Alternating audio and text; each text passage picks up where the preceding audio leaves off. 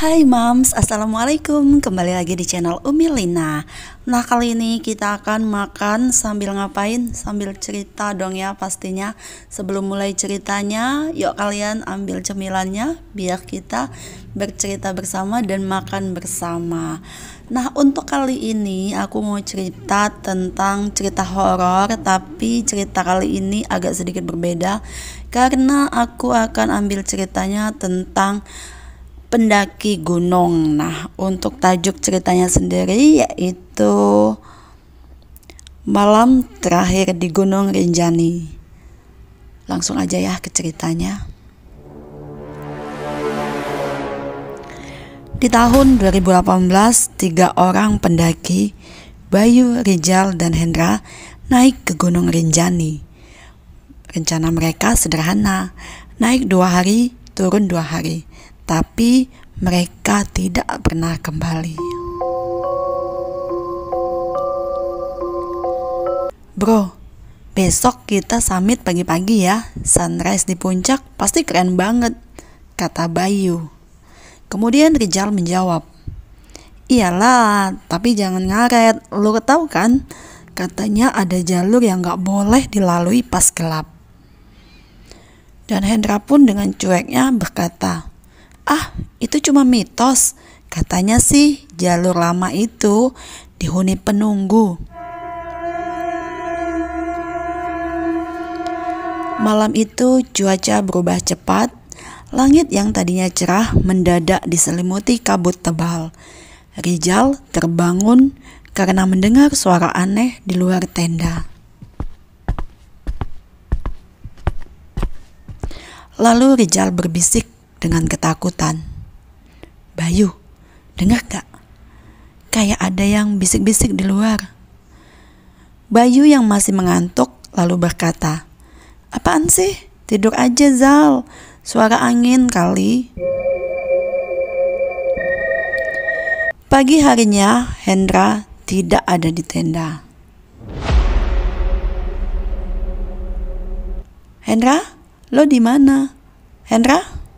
Kata Bayu sambil memanggil Hendra dengan rada cemas.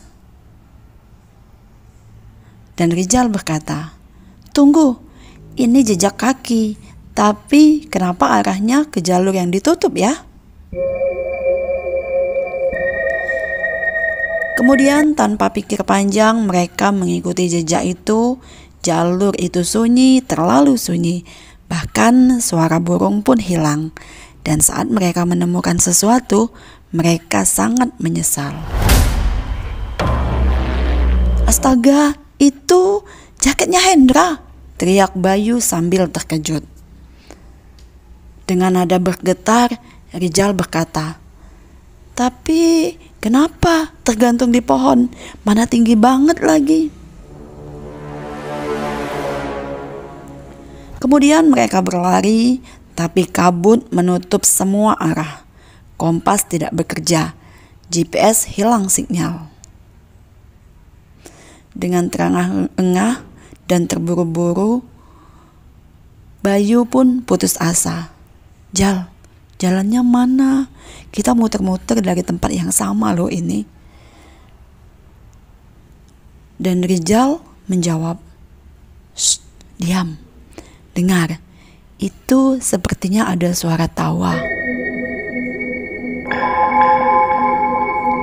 Kemudian Bayu ditemukan 2 hari kemudian oleh tim SAR, sendirian berjalan tak tentu arah dengan tatapan mata yang kosong.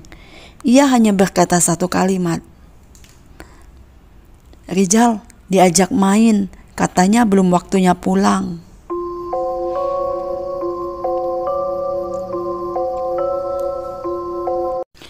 Nah, demikianlah cerita sedikit tentang pendaki gunung. Ceritanya sangat singkat sekali karena sambil nemenin aku makan, jadi cerita yang singkat aja ya. Makan aku tuh cuma durasinya 6 menit palingan.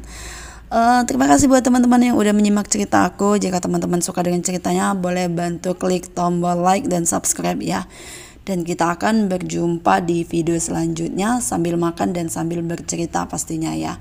Oh ya, buat teman-teman yang punya pengalaman horor, boleh ketik di kolom komentar, nanti bisa DM aku ya.